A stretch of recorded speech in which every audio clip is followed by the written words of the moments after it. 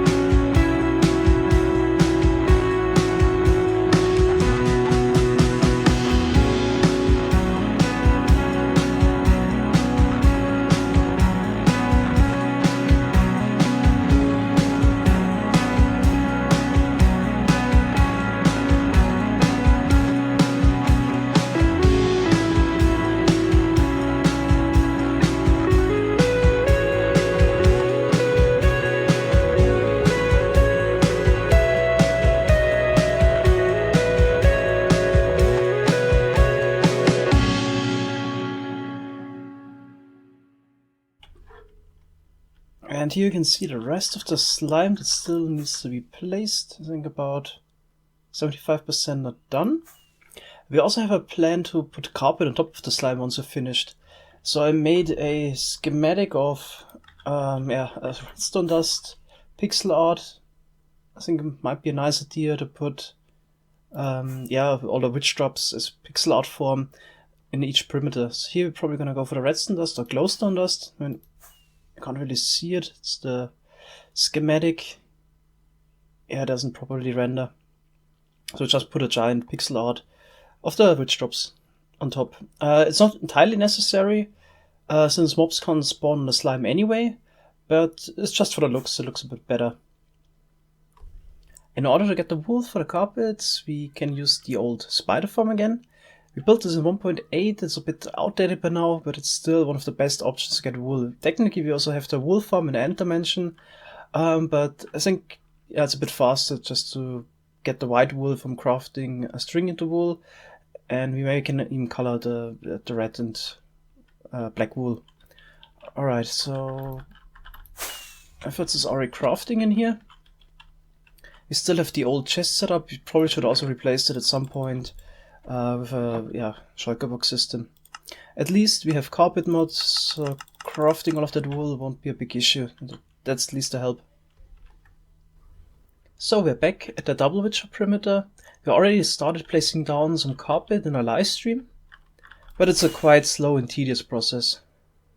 As you can see, there's still a lot of work left to do.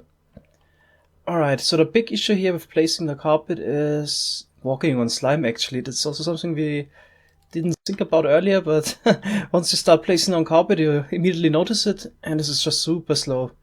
That's why we agreed on placing a double carpet layer instead. So we could just do this. I'm using a clicking script here. So this is at least a bit faster than walking on slime. Alright, so Panic is the moment outlining the other chunks where we need different carpet colors. And we also need the dyes for those colors. So in total we need 27,000 red dye and 11,000 black dye in order to make the pixel art. This is quite tedious because you need one red dye in order to color one wool block. Which is a bit weird since for every other blocks you can dye, for example stained glass or terracotta or what else, concrete, you need one dye for 8 blocks, but for the wool you need one dye per block. At least I don't need to worry about the ink sacs, because we have some left at the Guardian farm. Because of some changes in 1.12, the Guardian farm now produces a lot of squid ink on the side, so we can just take it from there. Right, now let's search for the red dye, if we can get it from the flower farm maybe. So I'm checking now, but we don't have a lot of poppies left here. The flower farm complex, yeah, this is definitely not enough. And running those flower farms also requires quite a lot of bone meal, which we also don't have at the moment. So I'm thinking about building up some kind of a dispenser system in order just to bone meal some rose bushes and get it quickly in one concentrated effort. Because if we would run the flower farms, then we also get the byproducts, the seeds, other flower types, and so on. I think it's better just to bone meal some rose bushes. So here we are at the main storage, and I built up this improvised flower farm setup. We have 36 dispensers, bone milling 9 rose bushes. Alright, so let's see. Yeah, get a lot of items. So probably I'm gonna be busy enough collecting those and putting them into shulker boxes. Also, we have a little bit of lag because the quarry is running, so this would actually be faster if we wouldn't have the server lag at the moment. That didn't take long, so I made 12 shulker boxes of rose bushes. I just need 8, so take those and we'll head back to the double witcher perimeter so we can place more carpet. So the dice have been brought over. Also, we made a lot of progress between. Pella and Panic helped. All the white carpet has been placed already. I just need to fill in the middle of the black and red carpet. Also went back to the spider farm in order to get more wool. So we have about 35 shulker boxes left. I hope that's enough in order to fill in the middle. Alright, so you might also be wondering why we're not just using carpet duping instead, but yeah, we agreed to only use duping in extreme cases where there's no better option. For example, Lytra and shulker box duping. But I was thinking about maybe making a machine that would also solve the issue with placing. So we could make a 3-directional carpet duper with AFK spot, where we just go from left to right. We place down the carpet one after the other, and then we get pushed one block forward, then we go back and place carpet again, and so on. This way we could also fill it up completely with carpet. But the disadvantage would be that we could only use one color, so it's not really that useful, I guess, in this case. But it's something I keep in mind. Maybe I'll design it in creative mode when I have some time. It's another day later, and the rest of the carpet has been placed. So we got our redstone dust in the middle now. Alright, so there's also something else which I was afraid could turn to be a problem. Lightning strikes and flammable carpet. But for now I'm quite sure that the carpet can't catch fire because of the configuration we have here. So we already had a few thunderstorms and none of the carpet blocks are missing. So I'm not quite sure what causes this. If it's the slime blocks below or if it's actually the double carpet. So I quickly went to a creative world and I put some iron blocks down and carpet on top. Now let's see if I summon a lightning bolt, if this would set it on fire. It seems like it doesn't even set the normal carpet on fire. I'm quite sure by now that normal carpet already doesn't get set on fire. Maybe to take out some blocks here on the side and let the lightning bolt hit directly on the iron blocks. Let's see if it gets on fire this time. Yep, there we go. Okay, so it seems like you need a normal block in order for lightning strikes to spread fire. That's kind of interesting, so you don't need to worry about this at all. Also, it wasn't the slime blocks or the double carpet layer, so just the carpet alone prevents fire from spreading. Good to know. Now that that is figured out, I also want to completely finish this perimeter here, so what's still left to do is adding the shulker box filling and sorting system. And we need to continue with the lag optimizations, fill the complete space under the slab roof with concrete blocks, so any full block, and also slightly above the roof, so up to Y78, and then we can put another slime block layer on top and maybe another carpet layer. And yeah, maybe also remove the glass blocks here even and replace it with concrete blocks as well around the drop chute. Then once we have the sorting and filling system, I also want to add the Nether portal system. So the idea is to transport all the Shulker boxes to a central storage, which is probably far away. And we want to transport the items through the Nether because it's less distance. So once we reach a certain threshold of maybe a double chest or so, we send all these Shulker boxes through the Nether portal, and from there with an instant dropper line towards the main storage, which is probably near spawn, so very far away, above 20,000 blocks. Right, so I already got a schematic for the sorting and filling system, but I want to slightly adjust it because there was always an issue, it's not a big issue, but an optimization we could do with the filled, or with the Shulker box refilling system for the dispensers here. So the problem is that filled hoppers in general cause a little bit more lag, but that's not really that bad. But another issue is that they could create a chunk loading grid. So it's just a policy on the server now that we try to avoid filled hoppers, since they could load chunks or create chunk loading grids. If the perma loader is on, that would be detrimental. So we have this issue, for example, at our main storage. If the permaloader is on, then the area at the main storage wouldn't unload. Certain areas of the main storage wouldn't unload because we have this chunk loading loop, which we actually don't want. But since we use some filled hoppers, for example, for the sorting system and so on, it just happens. And that's why it's a new policy. So whenever it's possible to avoid filled hoppers, we try to do that. So we got filled hoppers here. Because we have a chest here with Shulker boxes or stacked empty Shulker boxes, and they would try to fill up the droppers here in the back. So I think I'll just build up the main system, and then we try to figure out a solution in order to not have any filled hoppers in the back. Okay, so I built this up, but I don't really have an idea at the moment how to do the hopper situation, so I guess I'll just go to the creative world and try it out there. Okay, so I got a solution which doesn't require any filled hoppers.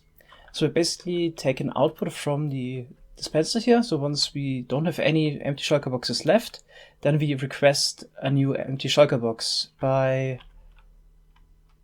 pushing the redstone block out here. So this would no longer power the hopper here, and then item could be picked up by this hopper and then transported towards this dropper here, where it's shut up to the dispenser. So additionally, basically we have an OR gate here, so if any of those pistons with redstone blocks would extend, then we unpower the hopper under the empty Shulker box chest, and then the item would be able to go through the hopper line. So basically just request an item. So we can try this out. Let's take out the empty Shulker box. Then we request one, and it's back in the dispenser. But I see a few issues with that system. First of all, it could always happen that a neighboring Shulker box filler would also go down, powers the dispenser next to it, and then powers the dropper here with quasi connectivity. This could be an issue, so there might be a chance that it breaks. And it's also quite bulky. But at least it would do what I had in mind. But then Methods had an even better idea. So let's turn around. So he had the idea to actually just permanently power all of those hoppers. And then it doesn't matter if there's items in it, because they would be powered, and then the functionality is, or the hopper, the chunk loading functionality also doesn't work anymore. So I guess it's actually the better solution. So what happens here is we just take another output with an observer from the dispenser that is getting powered, and this would turn off this torch here for a moment, and then a new item could go into the system and would fill the dispenser here. And maybe let's try to fill this up. Sure what methods did set up here. So maybe just put some redstone blocks in here.